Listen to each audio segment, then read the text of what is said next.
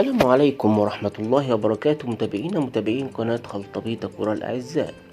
يستضيف ملعب الأنفيلد مباراة ليفربول وأستون فيلا التي تقام ضمن منافسات الجولة 37 في موسم 2022-2023 في الدوري الإنجليزي. ليفربول صاحب الأرض يدخل المباراة ولا بديل أمامه عن الفوز من أجل مواصلة المنافسة على التواجد في المربع الذهبي وحجز أحد المقاعد المؤهلة إلى النسخة المقبلة في دوري أبطال أوروبا. ويدخل ليفربول مواجهة أستون فيلا بعدما حقق الفوز في آخر 7 مباريات له في الدوري الإنجليزي، كان آخرها أمام ليستر سيتي بثلاثية نظيفة ليرتفع رصيده إلى 65 نقطة في المركز الخامس بفارق نقطة واحدة عن مانشستر يونايتد الرابع الذي لعب مباراة أقل.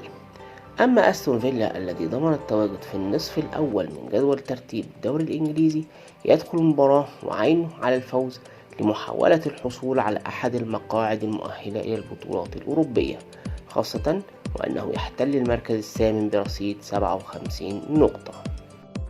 وفي هذا الفيديو نشاهد رد فعل النجم محمد صلاح مع المشجع المصري اللي أصر إنه محمد صلاح يوقع التيشيرت بتاعه بعد مباراة ليفربول وليستر سيتي السابقة.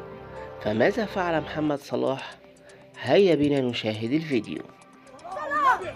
صلاح انا قلت والنبي كعب والنبي ادينا التيشيرت والنبي والله جاي لك من بدري والله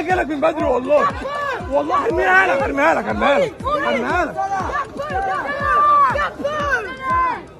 لك ولا لا؟ نعم